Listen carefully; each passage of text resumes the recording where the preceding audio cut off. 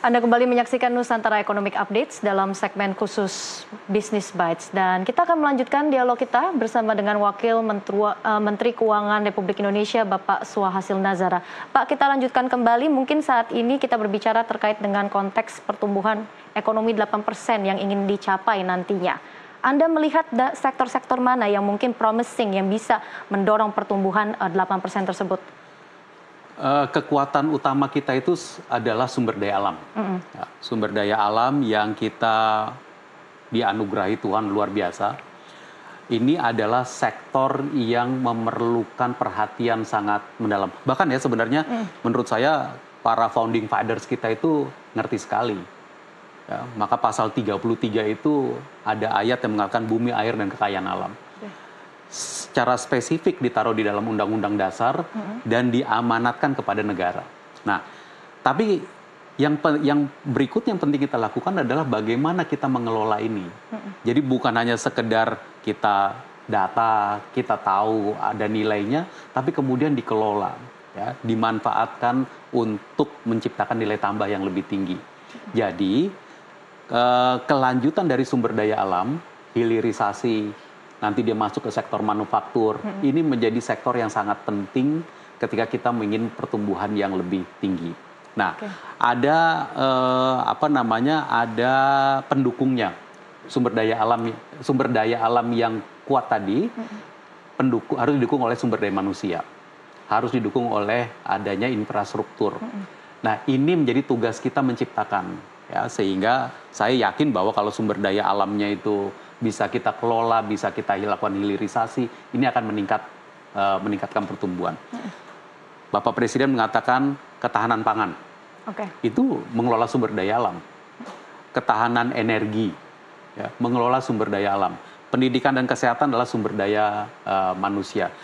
Dan yang kunci paling utama dari keseluruhan itu adalah menciptakan iklim investasi, sehingga sumber daya alam itu dengan investasi yang masuk kemudian kita kelola dan meningkatkan produktivitas dari sumber daya manusianya. Ini dua kata kuncinya, iklim investasi dan produktivitas.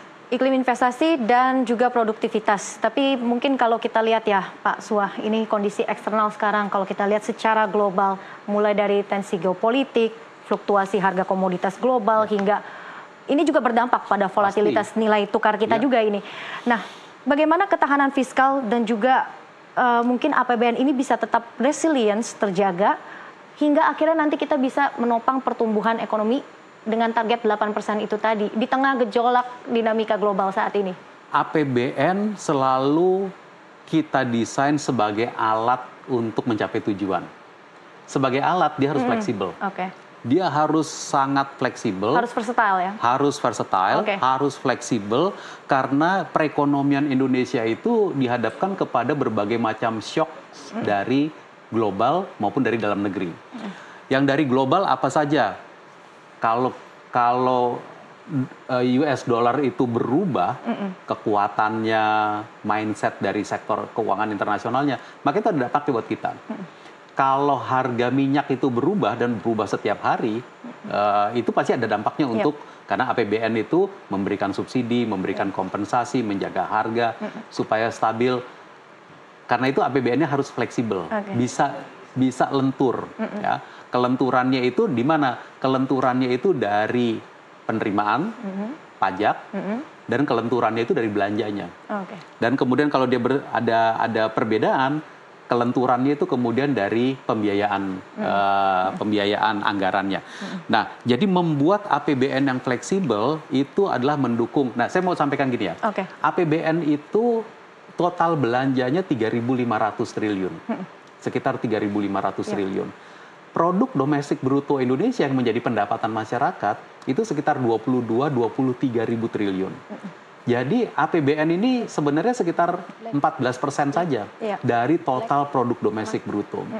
Siapa yang menciptakan total produk domestik bruto di luar dari yang APBN? Yang menciptakan itu adalah dunia usaha dan masyarakat. Yang berarti 3.500 triliun yang dari belanja APBN harus bisa kita gunakan untuk bisa membuat dunia usaha dan masyarakat mau melakukan aktivitas ekonomi. Ya, karena PDB kita kan memang didorong oleh konsumsi dan juga pertumbuhan secara di ekonomi sektoral begitu ya, Pak Suwa. Nah, ini mungkin kita kupas lebih dalam lagi, mungkin sinergi antara kebijakan fiskal dan moneter ini kan juga krusial. Bagaimana pemerintah memastikan koordinasi kebijakan ini bisa berjalan efektif agar mungkin dari sisi makroekonomi kita ini bisa lebih tahan banting, resilient lagi gitu di tengah dinamika global. Nah, kita mengelola perekonomian Indonesia tadi untuk menciptakan produk domestik bruto yang sebesar itu, yang kita ingin tumbuh di atas 5%, kita ingin tumbuh 6%, 7%, bahkan kalau bisa kita tumbuh di level 8% pertumbuhan PDB-nya itu, dengan mengkombinasikan seluruh kebijakan yang ada yang bisa kita lakukan untuk pengelolaan ekonomi. Kebijakan fiskal tadi kita udah banyak sekali bicarakan ya, kebijakan mengenai APBN. Barusan pertanyaannya adalah bagaimana sinerginya dengan kebijakan moneter. Betul. Kebijakan moneter adalah kebijakan yang dipegang oleh Bank Sentral kita, Bank Indonesia. Dan kita dengan Bank Sentral sangat dekat hubungannya. Kita duduk bersama-sama, kita saling melakukan kalibrasi kebijakan, kita mengupdate kepada Bank Indonesia. Bank Indonesia itu punya tujuan, dia menjaga stabilisasi. Dalam hal ini menjaga stabilisasi harga, yang biasanya muncul dalam bentuk stabilisasi harga yang indikatornya inflasi, maupun indikatornya harga dari currency. Ya. Selain itu, Bank Indonesia sesuai dengan undang-undang juga memiliki mandat, tugas untuk membantu pertumbuhan ekonomi.